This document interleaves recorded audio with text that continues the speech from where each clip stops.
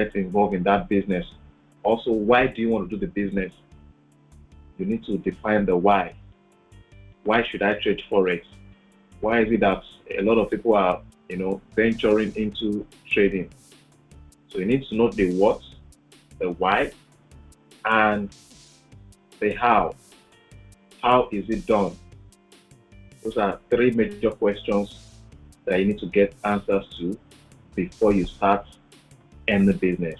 And I'll be providing answers to the what is Forex trading, why do people trade Forex, why should you consider trading Forex, and how to trade Forex. Now, the how to trade, I might not be able to go deep into that topic, okay?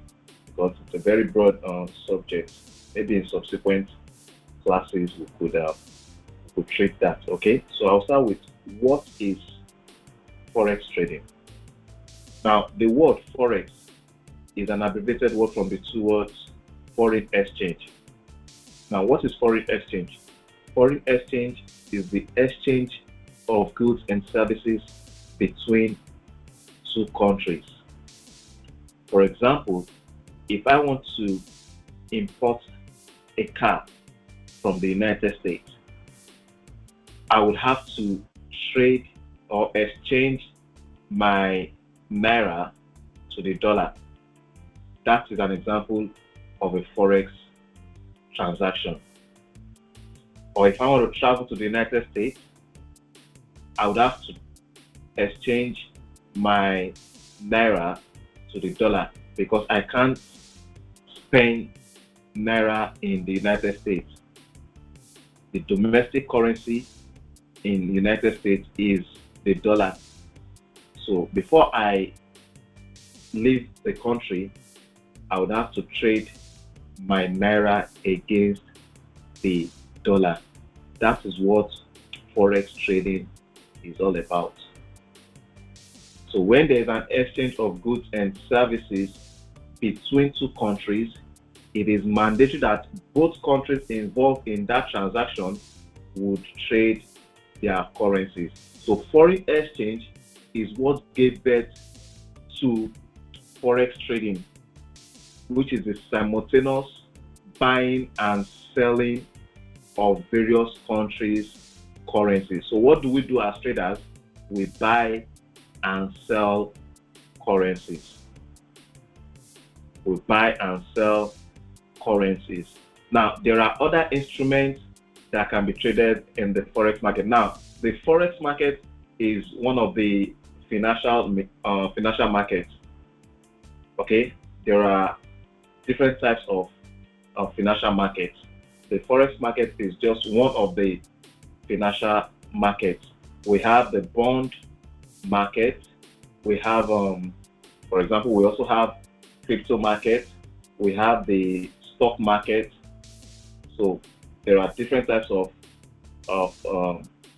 the financial market. Now, in the Forex market, there are other instruments that you can trade in the market. Initially, the Forex market was created or was designed for the trading of currencies. Okay, that was what the market was designed for, trading of currencies. But nowadays, you can trade crypto, you can trade gold, you can trade commodities. Okay, so you can find the different instruments that you can trade in the Forex market on the Market Watch window. You can find it on the Market Watch window. You can see this window is called the Market Watch window. So you can see the different currencies that you can trade in the market, and you could also see the commodities and metals that you can trade in the market. You can also trade oil, which is Brent. WTI is also oil. Then you can trade stocks also. German 30 is stock.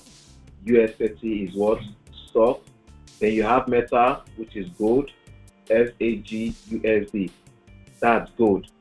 Okay. So these are the instruments that are financial instruments that can be traded in the market. And like I said earlier, the Forex market is the market where currencies are being traded. Now, there are 8 major currencies that can be traded in the global Forex market. There are 8 major currencies that can be traded in the global Forex market.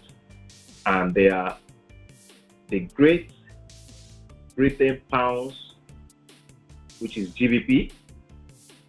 You have the United States dollar, which is USD.